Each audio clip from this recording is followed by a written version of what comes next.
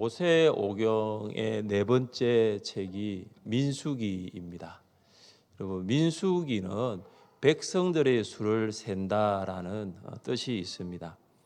민수기에는 두 번의 인구조사가 기록이 되어 있습니다. 방금 읽은 1장에 있고 26장에 또 있습니다. 두 번이 기록이 되어 있습니다. 그래서 1장은 이제 시내 산에 있었던 인구조사에 대한 기록이고 26장은 모압 평지에 있었던 인구조사에 대한 기록입니다. 그러니까 인구조사는 했는데 장소가 하나는 시내산이고 또 하나는 모압 평지였습니다. 처음 성경을 읽는 성도들이 성경이 잘 이해가 되지 않습니다. 그래서 그래도 좀 읽으라고 이렇게 고면을 합니다. 그래서 사실은 레위기가 좀 많이 어렵습니다. 그래서 레위기를 읽고 나서 이제 레위기에 보면은 이제 우리가 뭐 5대 제사, 7대 절기, 뭐 정결법 여러 가지 규정들이 많이 나옵니다. 그 다음에 이제 민수기로 와요. 민수기에 다 왔는데 보면 민수기에 뭐가 나오냐면 이스라엘 각 지파 그리고 성인 남자의 수가 기록이 되어 있는 거죠. 오늘 읽지 않는 부분이 그 부분이거든요. 그러니까 지파의 이름과 남자의 수만 다를 뿐 기록되는 형식은 거의 비슷합니다. 그러면 어떤 마음이 딱 드냐 하면은 지루하다. 성경이 참 지루하다. 이런 느낌이 민수기에서 좀 받을 수가 있습니다.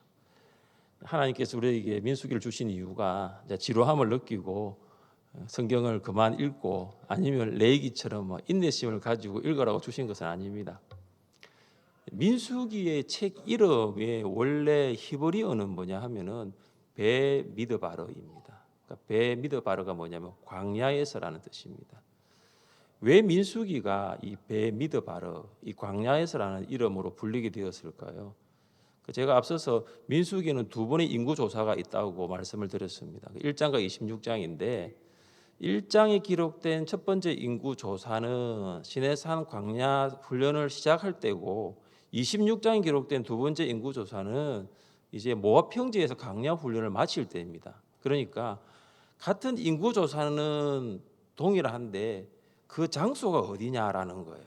그러니까 첫 번째 인구조사와 두 번째 인구조사 사이에 무슨 일이 있었나 하는 거죠. 그것이 바로 이스라엘의 광야 생활이에요. 그래서 어떻게 보면 이 민수기의 책 이름이 원래 히브리어인 베미드바르가 좀 더 민수기 전체를 아우르는 제목이 될 수 있습니다.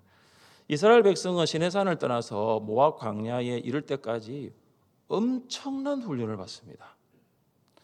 하나님께서 400년 동안 노예로 살았던 이 이스라엘 백성을 광야 훈련을 통해서 하나님의 군대로 만들어 가십니다. 이것이 민수기의 내용이에요. 그러니까 오합지졸이었죠. 정말로 오합지졸. 그 오합지졸의 노예들이 하나님의 광야 훈련을 통해서 하나님의 군대로 조금씩 변화되어 가고 있습니다. 민수기는 이스라엘 백성이 3,000년 전에 애굽을 떠나서 가나안에 들어가기까지 40년 동안의 광야 생활을 했던 이야기입니다. 그러니까 이스라엘의 이야기라고 볼 수 있죠.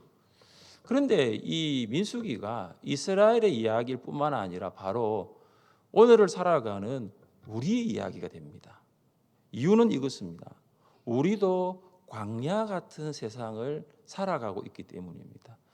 찬송가 54장 제목이 뭐냐 하면 주여 복을 구하온인데요. 이 찬송가 54장 1절 가사를 보면 이렇습니다. 주여 복을 구하오니 편히 가게 하시고 사람마다 주 은혜로 이기도록 하시고 광야 같은 세상에서 항상 인도하소서. 이 찬송은 언제 부르냐 하면은 예배를 마치고 돌아갈 때 이 찬송을 부릅니다. 그래서 이 찬송가 위에 보면 예배 마침이라고 적혀져 있거든요. 그러니까 예배 시간에 말씀으로 은혜를 받고 이제 어디로 가느냐? 광야 같은 세상을 가야 되는 거죠. 광야 같은 세상에서 하나님이 인도하여 주옵소서. 이 내용이 찬송가 54장입니다. 오늘부터 시작하는 민수기를 통해서 광야 같은 세상을 주의 은혜로 걷고 천국에 입성할 수 있는 우리 모든 성도들 될 수 있기를 주님의 이름으로 축복합니다. 우리 먼저 1절 말씀을 함께 읽겠습니다. 1절입니다. 이스라엘 자손이 애굽 땅에서 나온 후 둘째 해 둘째 달 첫째 날에 여호와께서 시내 광야 회막에서 모세에게 말씀하여 이르시되 아멘. 이스라엘 백성은 하나님의 강권적인 역사심을 따라서 출애굽을 할 수가 있었습니다. 애굽의 왕 바로는 마지막 10번째 이 장자의 재앙으로 인해서 이스라엘의 출애굽을 허용합니다. 바로 왕이 스스로 항복한 것이 아니라 그는 하나님의 강권적인 역사심에 의해서 항복할 수밖에 없었습니다. 이 출애굽한 이스라엘 백성들이 2달 만에 시내산에 도착했습니다. 이스라엘 백성이 시내산에서 1년을 머뭅니다. 그 1년을 머무면서 뭘 하냐면 하나님과 언약을 맺습니다. 우리 같이 한번 읽어보겠습니다. 너희가 내 말을 잘 듣고 내 언약을 지키면 너희는 모든 민족 중에서 내 소유가 되겠고 너희가 내게 대하여 제사장 나라가 되며 거룩한 백성이 되리라. 아멘. 자, 여기 내용을 보시면 지금 이스라엘 백성을 하나님이 노예로 부르지 않습니다. 거룩한 백성이라고 말하고 있습니다.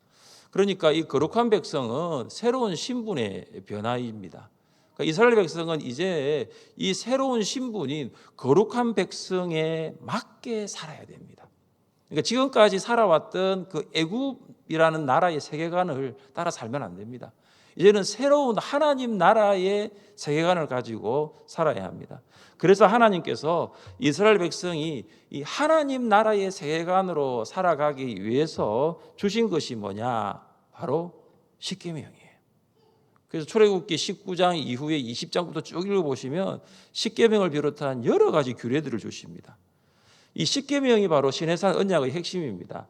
하나님께 십계명을 주신 이유가 뭐냐? 이스라엘 백성이 하나님의 백성이기 때문입니다. 그러니까 하나님의 백성이 아니라면 하나님이 십계명을 주실 이유가 없습니다. 사랑하는 성도 여러분, 이스라엘 백성이 하나님의 강건적 역사심을 따라 출애굽하였고 시내산에 도착하여서 하나님과 언약을 맺고 또한 십계명을 비롯한 많은 규례들을 받은 것을 보면서 우리에게 주는 교훈이 있습니다. 무엇입니까? 이것이 바로 성도의 신앙 생활이라는 거예요. 우리는 하나님의 강권적인 은혜로 출애굽이 아니라 출세상을 한 거죠. 세상에서 나왔고 예수 그리스도 안에서 하나님의 백성이 되고 하나님의 말씀인 성경을 통해서 하나님의 백성이 어떻게 살아가야 할 것인가를 우리가 알 수가 있습니다. 그래서 우리가 성경을 읽는 거예요. 그래서 우리가 성경을 배우는 거예요. 그래서 우리가 성경을 묵상하는 것입니다. 무엇입니까? 내 신분이 변화되었으니까. 이 신분에 맞게 살아가기 위해서는 하나님이 주신 성경 외에는 없다라는 거죠. 그래서 성경을 배우는 거예요. 또한 하나님께서는 이스라엘 백성들에게 성막을 주셨습니다. 여러분, 성막은 가로 50m, 세로 22.5m로 되어 있죠. 그래서 바깥들 성소, 지성소로 구성되어 있습니다. 이 지성소에는 이 그룹들 사이에 자정하신 하나님의 임재를 상징하는 영광과 구름으로 가득 차 있습니다. 그래서 하나님은 어디에 거하시느냐? 지성소에 거하시는 거죠. 근데 이 성막이 어디 있느냐? 이스라엘 12지파의 한복판에 있습니다. 자, 그런데 오늘 이 본문 1절을 보시면 여러분 1절에 성막이라는 단어가 없어요. 근데 성막과 같은 단어가 있습니다. 무엇입니까? 회막. 회막. 여러분, 회막이 쓰여질 때는요, 하나님께서 이스라엘 백성을 만난다는 장소를 강조할 때는 이 단어가 성막이 아니라 회막으로 사용됩니다. 그러니까 지금 하나님께서 회막에서 모세에게 말씀을 하고 계신 거예요. 근데 오늘 이 1절에 보시면 그 회막을 뭐라고 하냐면 광야 회막이다라고 하고 있습니다. 여러분, 왜 광야 회막일까요? 왜 광야와 회막이 같이 나올까요? 그럼 광야를 한번 생각해 보십시오. 아주 건조한 곳입니다. 생물이 살 수 없는 불모지입니다. 광야에는 10월과 4월 사이에 비가 내리는데 약간의 비가 내리고요. 8월과 9월에는 이슬이 내리는데 그 10월과 4월 사이에 내리는 그 약간의 비와 그리고 8월과 9월에 내리는 그 이슬로 1년을 버텨야 되는 곳이 광야예요. 그러니까 광야는 뭐냐 하면 인간이 견딜 수 없는, 인간이 살아갈 수 없는 죽음의 땅이에요. 그것이 광야라는 거죠. 그런데 이 죽음의 땅 광야에 뭐가 있느냐? 회막이 있습니다. 죽음의 땅에 생명을 싹트게 하는 처소가 있어요. 죽음의 세력이 가득한 그곳에 생명이 싹트고 그 죽음을 물리칠 수 있는 그 처소가 있는데 그 처소가 바로 회막이라는 거예요. 여러분, 이 회막이 광야에서 죽음이 아니라 생명의 바람을 불어오게 합니다. 그래서 회막에서 말씀하시는 하나님이 계시기 때문이죠. 아무리 광야가 사람이 살 수 없는 죽음의 땅이라 하더라도 그곳에 회막만 있으면요 살 수 있는 거죠. 그래서 1절에 사용된 이 회막은 히브리어로 오헬 모에드예요. 오헬 모에드. 오헬 모에드가 뭐냐면 하나님께서 정하신 시간에 만나 주시는 장막이에요. 하나님께서 정하신 시간에 만나 주시는 거예요. 그러니까 죽음의 땅인 광야잖아요. 이 죽음의 땅인 광야에서 이스라엘 백성이 살아갈 수 있습니다. 어떻게 살아갈 수 있느냐? 하나님께서 만나 주시니까. 하나님께서 만나 주시니까 살아갈 수 있는 거죠. 이것이 은혜인 줄 믿습니다. 여러분, 우리가 살아가는 세상이 이 광야잖아요. 여러분, 주일 이후 3일 동안 세상 속에서 어떻게 보내셨어요? 육체적으로 마음으로 견디기 어려운 그런 사람, 또 그런 일들, 그런 상황에 직면하셨습니까? 나의 힘과 지식과 나의 능력과 나의 경험으로 도저히 감당할 수 없는 아주 힘든 시간을 보내셨습니까? 자, 그렇다면 우리는 그때 어디로 가야 할까? 이게 굉장히 중요한 거죠. 우리는 그때 어디로 우리는 향해야 할까? 하나님께서 정하신 시간에 우리를 만나 주시는 곳으로 가야 합니다. 사랑하는 성도 여러분, 하나님께서 우리를 만나 주시는 곳은 어디일까요? 네. 물론 하나님이 언제든지 어디서든지 우리를 만나 주십니다. 그러나 여러분, 만남이라고 하는 의미를 한번 생각해 보십시오. 만남이라는 의미에서는 두 가지가 있는데 시간과 장소예요. 그렇다면 하나님께서 우리를 만나 주시는 시간, 하나님께서 우리를 만나 주시는 장소적인 측면에서 보면 그것은 교회가 될 수 있는 거죠.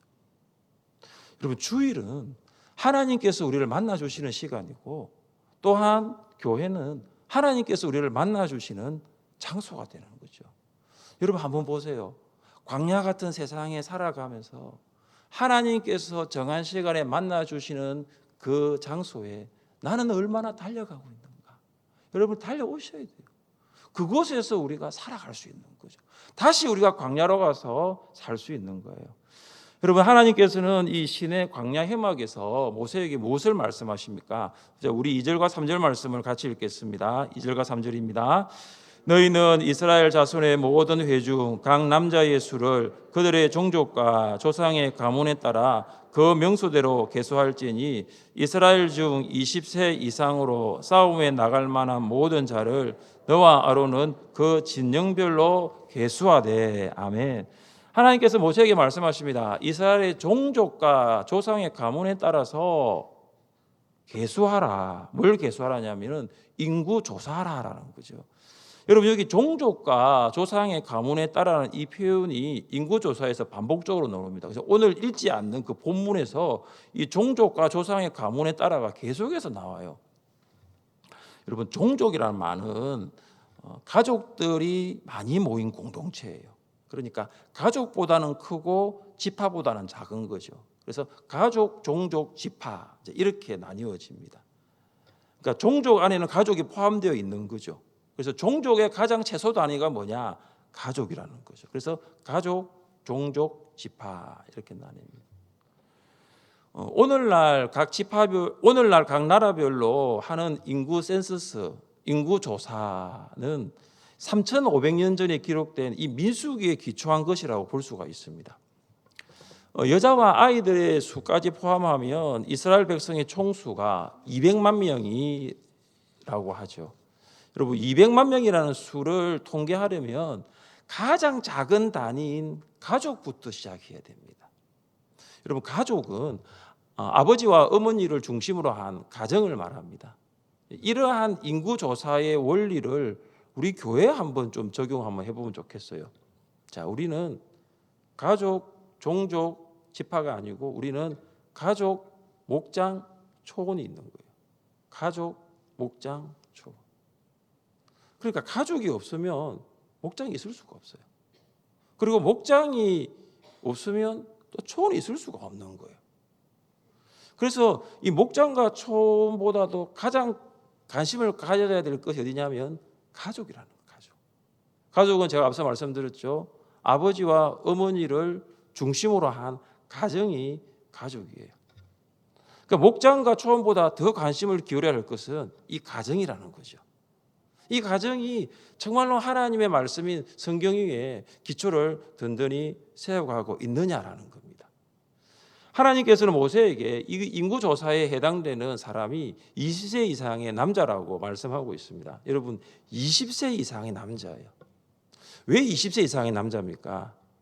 그들이 바로 오늘 본장에서 계속 반복되는 것이 뭐냐면 싸움에 나갈 만한 자라는 거예요. 20세 이상으로 싸움에 나갈 만한 자라를 이 표현이 오늘 1장에 14번 나오고 있습니다. 그러니까 여러분, 싸움에 나가려고 하면 20세 이상이 되어야 됩니다. 왜 20세 이상인가요? 20세 이상이라는 것은 육체적으로 건강한 것을 말합니다. 그리고 정신적으로도 성숙된 것을 말하는 사람입니다. 그러니까 싸움에 나갈 수 있는 남자는 바로 군인이라는 거죠. 왜 하나님께서 이스라엘 백성의 숫자를 계수하라고 하신 것이 여기에 나와 있습니다. 군대를 만들기 위해서요. 세상의 군대가 아니고 하나님의 군대를 만들기 위해서입니다. 이스라엘 백성은 지금 광야를 지나서 약속의 땅 가나안을 앞두고 있습니다. 그들은 가나안을 정복하는 믿음의 군인이 되어야 됩니다. 여러분, 또 인구조사에서 특이할 점은 뭐냐면 하나님 나라의 군대가 되는 나이는 20세 이상이에요. 근데 최대 나이는 제한이 없어요. 아무리 나이가 많아도 조건만 갖추어진다면, 육체적으로 정신적으로 건강하고 성숙된 자는요, 나이가 많아도 전쟁에 참여할 수 있던 것이 하나님의 뜻이라는 거죠. 사랑하는 성도 여러분, 이스라엘 나라에서 남자가 20세 이상 되었다는 것은 육체적 정신적으로 성숙하고 건강한 사람을 말합니다. 이것을 우리에게 어떻게 적용할 수 있을까요? 하나님 나라에서 성도가 되었다는 것이 무슨 말일까요? 또한 우리 하늘샘 교회 목장에서 목자가 되었다는 것은 무슨 말일까요? 우리 하늘샘 교회 학교에서 교사가 되었다는 것은 또 무슨 말일까요? 그럼 그것은 영적 전투를 할 수 있을 정도로 믿음이 성숙되었다는 거예요. 영적 전투에서 승리할 수 있는 그 믿음이 자라났다는 거죠. 그래서 여러분의 수준을 과소평가하지 마세요. 여러분의 가치를 평가하라 하지 마세요. 여러분, 아무나 하늘샘 성도가 될 수 있는 게 아니에요. 아무나 하늘샘 목자가 될 수 있는 것도 아니고요. 아무나 하늘샘 교사가 될 수 있는 것이 아니에요. 여러분은 이제 악한 마귀와 세상의 유혹과 맞서서 이길 수 있는 하나님의 군대, 믿음의 군인이라는 것을 잊지 마시기를 바랍니다. 한번 따라해 보겠습니다. 나는 하나님의 군대입니다. 나는 하나님의 군대입니다. 한 번 더 따라하겠습니다. 나는 믿음의 군인입니다. 나는 믿음의 군인입니다. 할렐루야. 네. 하나님께서는 모세에게 인구조사를 위해서 각 지파마다 한 사람씩 선발하라고 말씀하고 있습니다. 그래서 모세를 도와 인구조사에 함께 할 12명의 지도자의 이름이 5절부터 15절까지 기록이 되어 있습니다. 자, 우리 16절 말씀을 같이 읽겠습니다. 16절입니다. 그들은 회중에서 부름을 받은 자요 그 조상 지파의 지휘관으로서 이스라엘 종족들의 우두머리라. 아멘. 자, 16절 잘 보시면 회중에서 부름받은 자라고 합니다. 그러니까 12명의 지도자들은 각 지파에서 부름받은 자들이라는 것입니다. 그리고 12명의 지도자들의 이름을 보면 공통되는 단어들이 있어요. 엘이라는 단어들이 계속 반복됩니다. 엘은 하나님이죠. 그리고 아비는 뭐냐면 아버지라는 거예요. 그리고 아히는 형제라는 말이고요. 그리고 술, 이 술은 반석이라는 거죠. 자, 이런 단어들이 이 12명의 이름 안에서 계속 반복이 되고 있습니다. 그리고 12명의 이름은 오늘 1장뿐만 아니라 2장에도 나오고요. 그리고 7장에도 나오고 10장에도 계속 언급됩니다. 그러니까 하나님께서 이 12명을 참 귀하게 보셨다라는 것을 알 수 있습니다. 그런데 안타까운 것이 있어요. 가데스 바네아에서 심판을 받습니다. 그때 그들이 반역을 하지요. 그러면서 약속의 땅에 들어가지 못하고 이 12명의 지휘관들도 광야에서 다 죽어버립니다. 다 죽게 되는 거예요. 이걸 보면 뭘 알 수 있냐?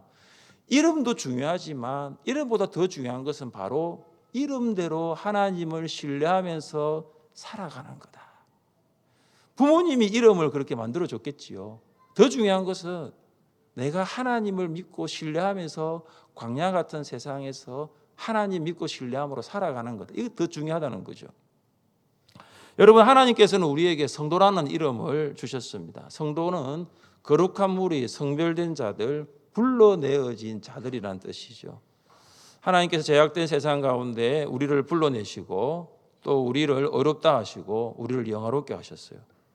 우리는 하나님의 부르심을 받을 만한 자격이 없습니다. 예수 그리스도의 피로 어렵게 될 자격도 없어요. 하나님처럼 영화롭게 될 자격도 전혀 없어요. 그런데 하나님께서 은혜로 우리를 부르시고 우리를 어렵다 하시고 우리를 영화롭다고 만드셨어요. 그렇다면 이제 우리가 살아가야 할 것은요, 부르심에 합당한 삶이에요. 의롭게 성도로서 거룩한 삶을 살고 영화롭게 하신 하나님의 영광을 드러내는 삶이 부름받은 성도의 삶입니다. 그런데 우리의 지난 날을 돌아보면 이름은 성도인데 성도답게 살지 못했던 것이 참 많습니다. 이름은 성도인데 어렵게 살라고 거룩하게 살라고 주님이 나를 성도라 부르셨는데 성도답게 살지 못한 것들이 생각나 너무 많아 회개할 수밖에 없죠. 본문 17절부터 46절까지 이제 오늘 읽지 않는 그 내용이 뭐냐 하면은 하나님의 명령을 받은 모세가 이제 12명의 지도자들과 함께 계수한 지파별 인구수가 나옵니다. 가장 많은 인구를 가진 지파가 유다 지파예요. 74,600명. 가장 작은 지파는 므낫세 지파예요. 32,200명입니다. 그래서 모든 이 12개 지파 가운데 전쟁에 참가할 수 있는 20세 이상의 남자의 수가 모두 몇 명입니까? 자, 45절과 46절을 함께 읽겠습니다. 이같이 이스라엘 자손이 그 조상의 가문을 따라 20세 이상으로 싸움에 나갈 만한 이스라엘 자손이 다 계수되었으니 계수된 자의 총계는 60만 3,550명이었더라. 아멘. 20세 이상의 남자, 그러니까 레위 지파의 수를 뺀 그 20세 이상의 남자가 60만 3,550명입니다. 여자와 아이의 수를 포함하면 전체는 200만 명이 넘습니다. 여러분, 야곱이 애굽으로 내려갈 때에 그의 가족이 몇 명이었습니까? 70명이었거든요. 70명의 야곱의 가족이 내려가서 400년이 지난 후에 200만 명의 큰 민족이 되었습니다. 여러분, 우리는 이러한 사실을 통해서 무엇을 설명할 수 있을까요? 어떻게 70명이었는데 그것도 애굽에서 어떻게 200만 명이나 되는 민족이 이루어졌을까? 이걸 어떻게 설명할 수 있을까요? 이것은 하나님의 신실함 외에는 설명할 방법이 없습니다. 하나님께서 아브라함에게 약속을 주셨어요. 내가 내게 큰 복을 주고 내 씨가 크게 번성하여 하늘의 별과 같고 바닷가의 모래와 같게 하리니 내 씨가 그 대적의 성문을 차지하리라. 하나님께서 아브라함에 주신 너의 후손이 하늘의 별과 같게 될 것이다. 너의 후손이 바다의 모래알처럼 많게 할 것이다. 이 약속을 하셨어요. 우리는 오늘 이 첫 번째 인구조사를 통해서 무엇을 확신할 수 있습니까? 하나님이 아브라함에게 하신 약속이 얼마나 신실하게 지켜졌는가를 확인할 수 있는 거예요. 여러분, 하나님은 신실하십니다. 하나님께서 주신 약속은 신실하게 이루어지는 거죠. 우리도 하나님께서 그 약속을 신실하게 이루실 것을 믿을 수 있습니다. 너희를 부르시는 이는 미쁘시니 그가 또한 이루시리라. 나를 부르신 하나님, 그 하나님이 신실하심을 내가 믿는다면 하나님께서 나에게 주신 그 약속 또한 반드시 이루어질 것을 믿습니다. 하나님의 명령에 따라 레위 지파는 인구 조사에서 제외가 되었습니다. 레위 지파가 왜 제외가 되었습니까? 그들은 오직 하나님 일만을 하도록 특별히 구별되었습니다. 레위 지파가 어떤 일을 하셨습니까? 50절 말씀을 같이 읽겠습니다. 50절입니다.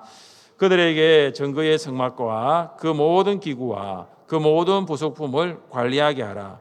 그들은 그 성막과 그 모든 기구를 운반하며 거기서 봉사하며 성막 주위에 진을 칠지며. 아멘. 자, 레위 지파들이 어떤 일을 합니까? 성막과 성막에 사용되는 기구들을 관리합니다. 그들은 성막과 기구들을 운반하고 봉사하고 또한 진을 쳐서 다른 지파 사람들의 접근을 막았습니다. 그러니까 성막과 백성들 사이에 완충지대 역할을 한 것이 바로 레위 지파다 이렇게 보시면 됩니다.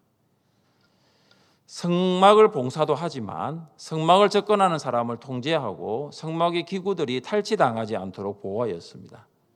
자, 이처럼 하나님의 일을 위해서 구별되었다라는 그런 면에서 레위 지파를 보면 바로 우리도 성도도 하나님의 일을 하도록 구별된 사람이에요. 여러분, 거룩이라는 말은 구별되었다는 뜻인 것처럼 성도는 세상 사람들보다 더 경건해야 하고 세상 사람들보다 더 거룩해야 돼요. 여러분, 성도가 거룩할 때에 하나님의 영광이 드러납니다. 여러분, 거룩한 곳에 하나님의 영광이 있어요. 그래서 성도는 하나님의 영광을 위해서 또한 하나님의 영광을 드러내며 살아가는 영적 레위인입니다. 사랑하는 성도 여러분, 하나님께서는 인구조사를 통해서 이스라엘 백성을 하나님의 군대로 부르고 계십니다. 400년 동안 오합지졸의 노예였던 그들을 하나님의 군대로 다시 태어나게 하십니다. 패배의식이 짙어서 노예 근성으로 믿음으로 할 수 있다, 하면 된다라는 이 노예에서 믿음의 군인으로 거듭나게 합니다. 우리 안에 세상을 향한 담대함과 또 마귀를 향한 믿음의 선포가 있을 수 있기를 바랍니다. 세상과 마귀를 향한 믿음으로 승리를 선포할 수 있기를 주님의 이름으로 축복합니다. 자리에 함께 일어나셔서 찬양하겠습니다.